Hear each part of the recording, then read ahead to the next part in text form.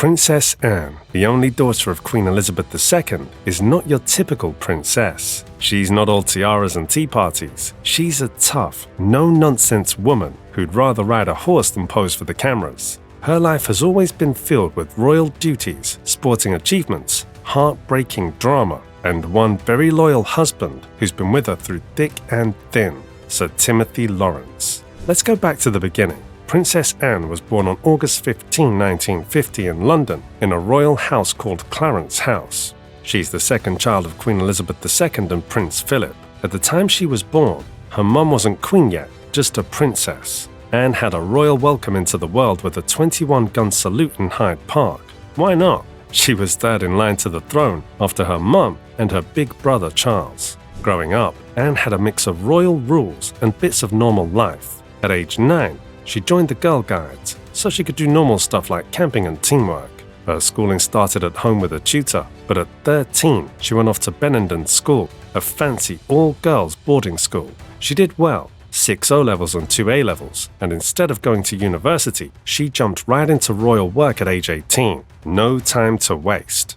But let's talk about what Anne really loved: horses. This woman is obsessed. She started riding at a young age and became a professional level equestrian. Her main sport was eventing, which is a tough competition that tests both horse and rider on jumping, racing, and cross-country challenges. Anne wasn't just good, she was a champion.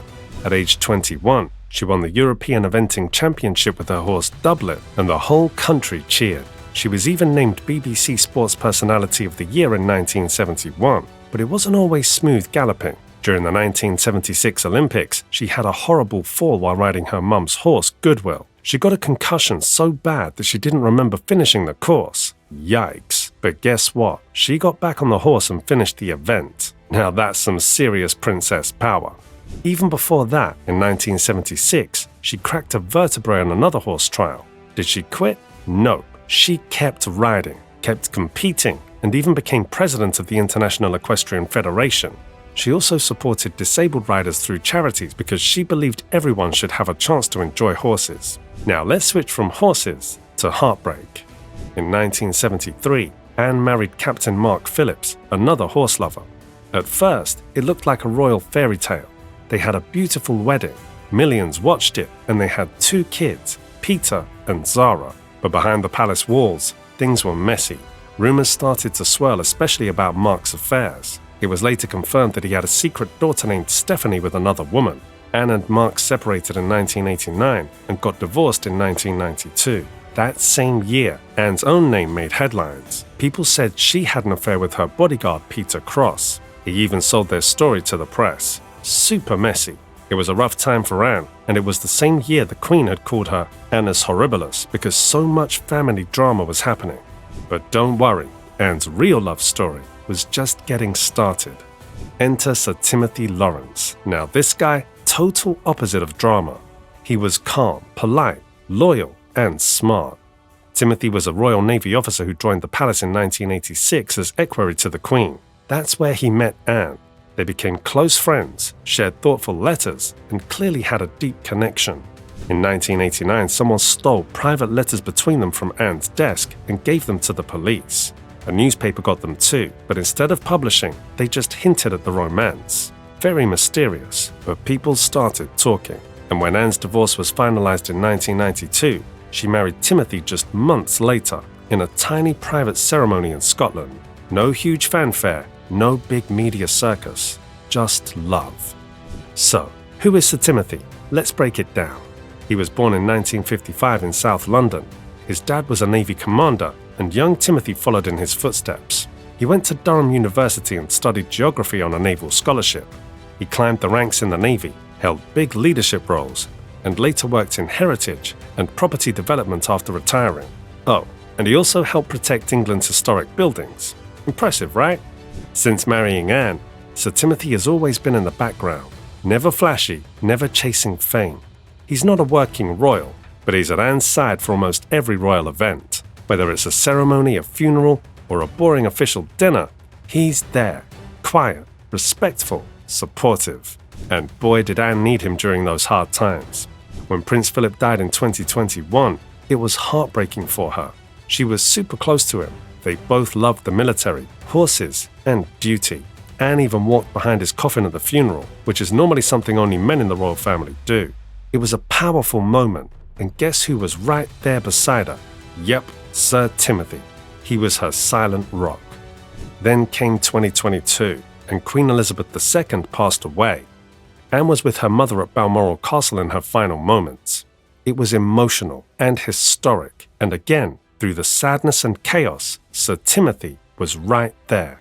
No speeches, no spotlight, just unshakable support. Their love story isn't about fireworks or red carpets, it's about loyalty, trust, and quiet strength.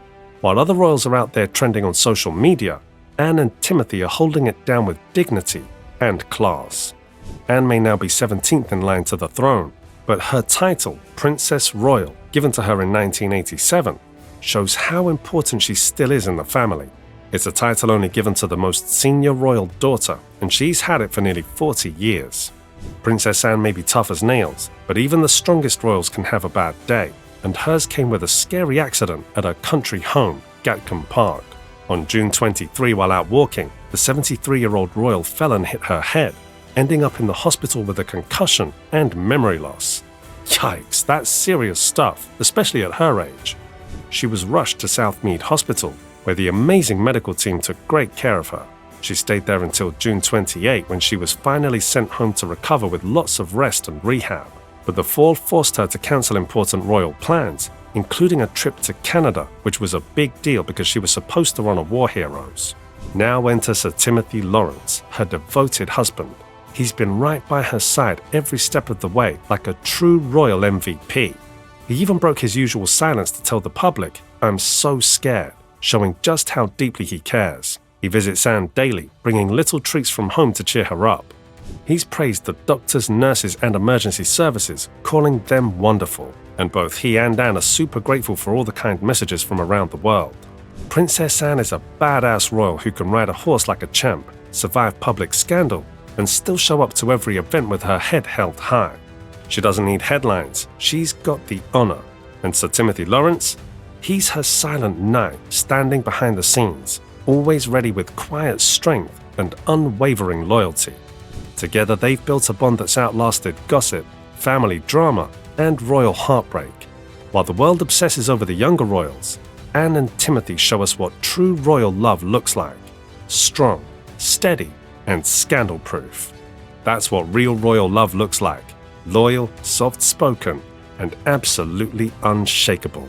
Let us know in the comments, smash that like button, and make sure to subscribe so you never miss any videos. See you in the next video.